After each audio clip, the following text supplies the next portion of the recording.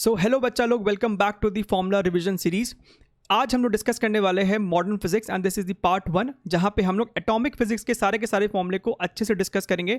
अगर कोई इस चैनल को पहले से फॉलो कर रहा है उन्हें पता है कि यहाँ पे सिर्फ फॉर्मूला ही डिस्कस नहीं होता है, उसके अराउंड कॉन्सेप्ट भी बहुत कम समय में डिस्कस हो जाता है। इसके पहले हम लोगों ने और भी कई सारे फॉर्मूले को डिस्कस किया है, सभी का लिंक आपको नीचे मिल जाएगा, ठीक है। और अगर अभी तक आपने चैनल को सब्सक्राइब नहीं किया तो ज़रूर से कर लीजिएगा। आगे और भी ऐसे पार्ट 2, पार्ट 3 और भी कई चैप्टर्स आने वाले हैं। तो चलिए, and one more thing, this is very much relevant for JEE Main as well as NEET aspirants, ठीक है। तो अगर हम लोग एटॉमिक फिजिक्स की बात करें तो यहाँ पे आपको हम लोग 7 चीज़ों को कवर करेंगे। फॉर एग्जाम्पल हम लोग बोर्स 3 पॉस्टुलेट्स, फिर हम लोग जो इंपॉर्टेंट की फॉर्मूलाज है यानी कि radius of the nth orbit, velocity, angular velocity, time period, energy very very important. Third, energy level of hydrogen, type atom, right, excitation of atom, lambda of emitted radiation, number of spectral lines and the 7th point hydrogen spectral series, ठीक है। चलिए, तो आप सभी को पता होगा कि ये जो बोर्स पॉस्टुलेट है वो आपको सिंगल इलेक्ट्रॉन सिस्टम के लिए है, हाइड्रोजन लाइक एटम के लिए है, ठीक है। तो इसका जो सबसे पहला पॉस्टुलेट है दैट इज वेरी बेसिक। यहाँ पे आपके पास सेंटर में न्यूक्लियस है, Z denotes for atomic number, E is electronic charge, right. आपको एक इलेक्ट्रॉन है जो कि ऑर्बिट कर रहा है, इलेक्ट्रॉन का velocity in the nth orbit is Vn और सेंटर से इसकी दूरी है Rn। तो हमको पता है कि electrostatic force is equal to centripetal force. दूसरा आपका बोर्स क्वांटाइजेशन है जहाँ पे हमको पता है कि angular velocity is equal to integral multiple of h/2π, right. n is your integer, ठीक है। अच्छा, थर्ड है अपना आपका इलेक्ट्रॉन एक्साइट भी हो सकता है और डी एक्साइट भी हो सकता है। सपोज अगर वो डी एक्साइट हो रहा है from higher energy level to lower energy level तो वो आपको एक एनर्जी रिलीज करेगा और उसका जो वेवलेंथ है lambda that is given by hc/λ is equal to difference of the energy levels, right. चलिए आगे बात करते हैं अपना इंपॉर्टेंट फॉर्मूलाज। इन फॉर्मूलाज को तो ज़रूर से आप एकदम याद कर ले, अपने भी फॉर्मूले शीट में इनको डाल दे अगर नहीं डाला है तो। Radius of nth orbit is given by this formula, right. अब आपको इतना कॉम्प्लिकेटेड फॉर्मूला फिलहाल याद करने की जरूरत नहीं, लेकिन आपको एक रिलेशन यहाँ पे ध्यान देना है that this radius depends on the mass of electron, क्योंकि इसके ऊपर आपको सवाल पूछा गया है जेईई मेंस फेब और मार्च अटेम्प्ट में, राइट। इसी 2021 में आपको ये रिलेशन ध्यान में होना चाहिए, क्योंकि सवाल में क्या करता है, कभी कभी इलेक्ट्रॉन की जगह आपको बोल देगा कि कोई और ही वहाँ पे चार्ज है, फॉर एग्जांपल कुछ म्यूऑन जैसा है, तो आप बताइए रेडियस में क्या फ़र्क पड़ेगा। समझ रहे हैं ना, अगर आपका यहाँ पे मास ट्वाइस हो गया मतलब कि रेडियस आपका हाफ हो जाएगा। आपको ये वाला फॉर्मूला ध्यान में होना चाहिए, 0.529 multiplied by n² / z angstrom, right.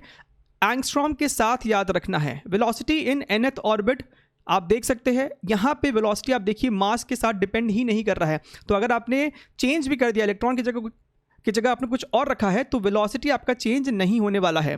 ये आपको ध्यान में रखना है। 2.18 multiplied by 10⁶ into Z/n metres पर सेकेंड।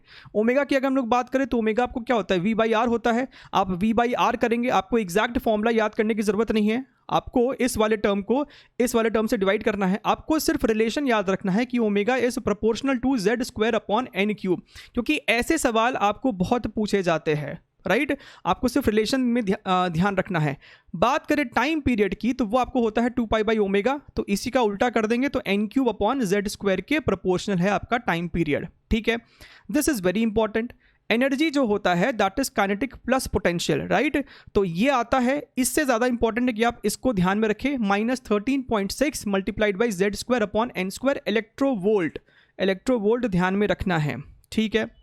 अच्छा, energy level of hydrogen type atom, आप ध्यान से देखिए यहाँ पे लिखा गया है हाइड्रोजन टाइप एटम, यानी कि 1 इलेक्ट्रॉन सिस्टम जैसा एटॉमिक सिस्टम, राइट।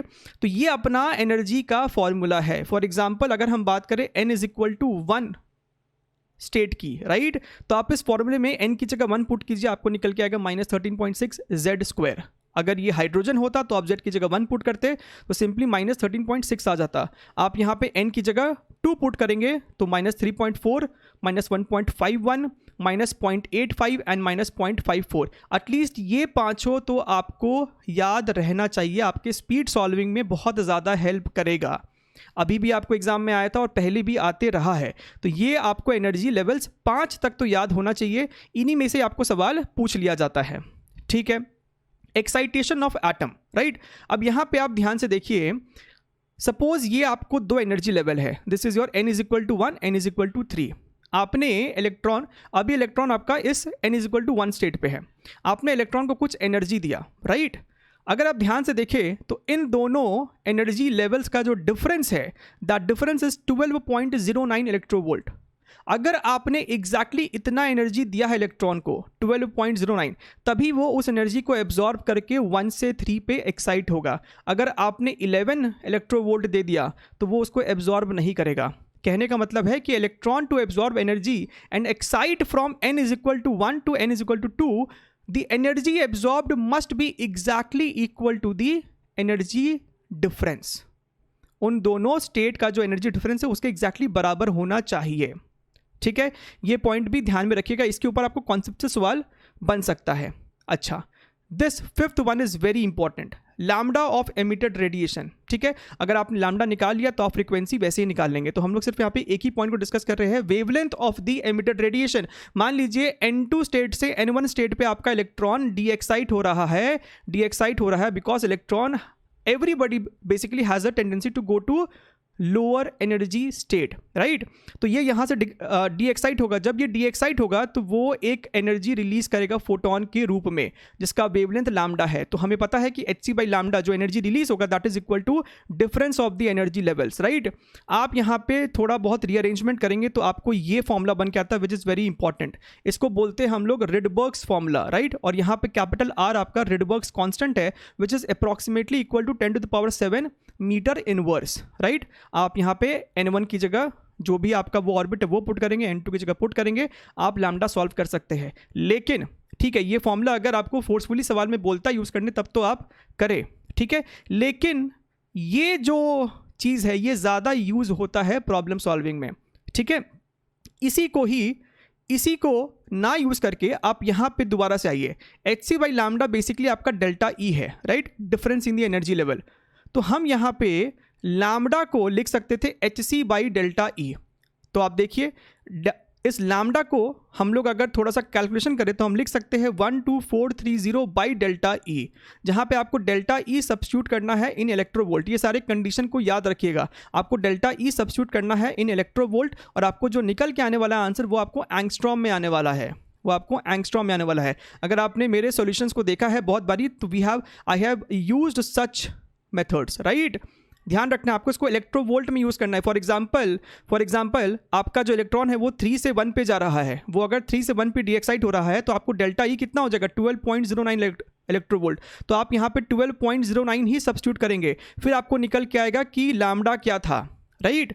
अच्छा, अगर आपको नैनोमीटर में चाहिए तो आप यहाँ पे 12430 की जगह सिर्फ 1243 करेंगे, ठीक है।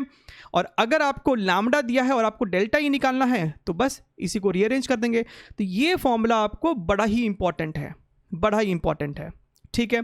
Number of spectral lines, so basically ये क्या होता है, possible number of photon energies emitted due to deexcitation of electron from n is equal to n2 to n is equal to 1 state, right.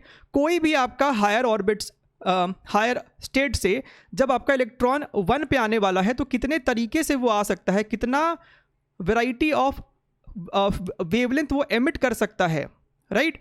वो है आपका ये scenario, and that is given bye nc2 which is n into n minus 1 into 2, ठीक है।